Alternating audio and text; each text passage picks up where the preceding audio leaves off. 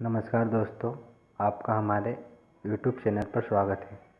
आज के इस वीडियो में हम त्रिसंलयन क्या है, यह कहाँ और कैसे संपन्न होता है। त्रिसंलग्न में सम्मिलित न्यूक्लियाई का नाम बताइए। तो आइए चलो देखते हैं इसका आंसर यानी इसकी थ्योरी को देखने से पहले हम इसको चित्र के माध्यम से समझने की कोशिश करते हैं। जैसा कि आप सभी जानते हैं, यह एक पुष्प की संरचना है। इस पुष्प की संरचना में जो त्रिसंलयन की क्रिया होती है वो इस अंडाशय के अंदर बीजांड के अंदर उपस्थित कोशिकाओं के साथ में संयुग्मन से होती है। तो आइए पहले देखते हैं हम इस अंडाशय या फिर इस बीजांड की संरचना के डायग्राम के बारे में। जैसा कि आपको चित्र में दिख रहा है, यह एक बीजांड की संरचना है। इस बीजांड के अंदर टोटल 7 कोशिकाएं और 8 केंद्रक उपस्थित होते हैं। तो इसको देखते हैं। इस बीजांड में ये यहाँ पे बीजांड द्वार उपस्थित होता है। इसी बीजांड द्वार से क्या होता है, एक पराग नलिका के द्वारा, ठीक है, एक पराग नलिका के द्वारा क्या होते हैं, परागकण इसके अंदर प्रवेश करते हैं और एक परागकण में 2 केंद्रक होते हैं। ठीक है, आपको याद रखना है कि एक परागकण के अंदर 2 केंद्रक उपस्थित होते हैं। ठीक है, एक ऐसी पराग नलिका बनती है और उसी नलिका के द्वारा, या फिर अपन बोल सकते हैं कि वर्तिकाग्र नलिका के द्वारा परागकण बीजांड के अंदर बीजांड द्वार से प्रवेश करते हैं। ठीक है, तो पहले अपने को याद रखना है कि बीजांड के अंदर कौन कौन सी संरचनाएं होती है। तो बीजांड में ये जो 3 कोशिकाएं दिख रही, इनमें से जो मध्य वाली कोशिका है उसको एज सेल या फिर अंड कोशिका कहते हैं, और जो अंड कोशिका के आइट साइड में जो 2 कोशिकाएं हैं उन्हें सहायक कोशिकाएं या फिर सिनग्रिष्ट कहते हैं, और मध्य में एक कोशिका पाई जाती है जिसके अंदर 2 केंद्रक होते हैं। इसे द्वितीयक केंद्रक कोशिका कहते हैं या फिर पोलर न्यूक्लाई, और ऊपर की ओर 3 कोशिकाओं का समूह होता है जिसे एंटीपोडल सेल्स या फिर प्रतिमुख कोशिकाएं कहते हैं।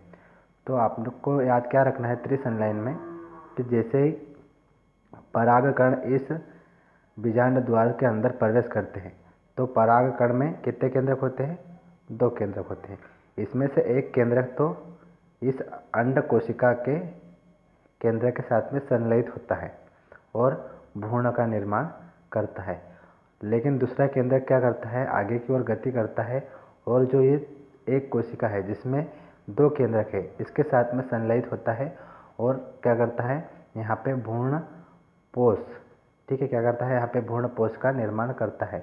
और ये जो भ्रूण है, यहाँ पे एक केंद्रक ने क्या करा है, अंड कोशिका के साथ में भ्रूण का निर्माण किया है, और दूसरे केंद्रक ने क्या किया है कि जो मध्य में कोशिका है जिसमें 2 केंद्रक है उसके साथ में संलयित होकर भ्रूण पोष का निर्माण करता है। तो ये पूरा भ्रूण पोष क्या करता है, इस भ्रूण को पोषण देने का कार्य करता है। ठीक है, तो अपने को याद रखना है कि बीजांड के अंदर जो परागकण पहुंचते हैं उनमें से एक केंद्रक अंड कोशिका से और दूसरा द्वितीय केंद्रक कोशिका के साथ में फ्यूज करता है, संलयित होता है। इसी कारणवश इसे त्रिसंलयन कहते हैं। ठीक है, त्रिसंलयन में क्या होता है, किसका निर्माण होता है, त्रिसंलयन से पूरे इस भ्रूण पोष का निर्माण होता है। ठीक है, और संलयन से क्या होता है, भ्रूण का निर्माण होता है। ठीक है, दूसरी बात यह है कि आपको याद रखना है कि जिस केंद्रक और अंड कोशिका से संयुग्मन से जो भ्रूण बनता है वो होता है द्विगुणित। क्या होता है, द्विगुणित, या फिर इसको अपन 2n से डिनोट करते हैं। लेकिन जो केंद्रक द्वितीय केंद्रक कोशिका के साथ में संयुग्मन करता है उसको अपन 3n से डिनोट करेंगे। क्यों करेंगे, क्योंकि इसमें तीनों की तीनों केंद्रक कैसे रहेंगे, अगुणित रहेंगे। इसकी वजह से इसको 3n से डिनोट करते हैं। ठीक है, तो आपको याद रखना है कि अंड कोशिका के साथ में जिस केंद्रक ने फ्यूज किया और क्या बनाता है, भ्रूण जाइगोट, जो कैसा रहता है, द्विगुणित, और जो द्वितीय केंद्रक कोशिका के साथ में संयुग्मन करता है वहाँ पे त्रिसंलयन या फिर भ्रूणपोष का निर्माण होता है, और भ्रूणपोष कैसा होता है, अगुणित। तो आइए चलिए देखते हैं इसकी थ्योरी के बारे में। अब इसके उत्तर के बारे में अध्ययन करते हैं। एक सहायक कोशिका में प्रवेश करने के पश्चात पराग नलिका द्वारा सहायक कोशिका के जीवद्रव्य में 2 नर युग्मक अवमुक्त किए जाते हैं। यानी एक परागकण से 2 नर युग्मक या फिर 2 केंद्रक उसमें प्रवेश किए जाते हैं। इनमें से एक नर युग्मक अंड कोशिका की ओर गति करता है और केंद्रक के साथ संगलित होता है, जिससे युग्मक संलयन पूर्ण होता है। यानी एक केंद्रक क्या करता है, अंड कोशिका के साथ में संयुग्मन करता है और युग्मन संलयन पूर्ण करता है, जिसके परिणाम में एक द्विगुणित कोशिका युग्मनज या फिर जाइगोट की रचना का निर्माण होता है। यानी जो अंड कोशिका के साथ में संयुग्मन करेगा वो एक युग्मनज या फिर जाइगोट को बनाता है। दूसरी ओर वह संगलित होकर त्रिगुणित प्राइमरी इंडोस्पर्म न्यूक्लियस यानी PEN प्राथमिक भ्रूणकोश केंद्रक बनाता है, जैसा कि इसके अंतर्गत 3 अगुणित न्यूक्ली केंद्रिकी सम्मिलित होते हैं, अतः इसे त्रिसंलयन कहते हैं। तो आई होप आपको वीडियो पसंद आया होगा और आपको त्रिसंलयन क्या है, यह कहाँ और कैसे संपन्न होता है। तो त्रिसंलयन क्या है कि पराग कण से 2 केंद्रक भ्रूणपोष के अंदर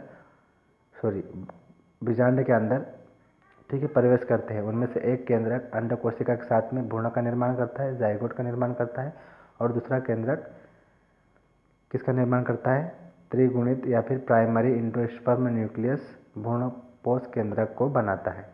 तो आपको ये वीडियो अच्छा लगा होगा।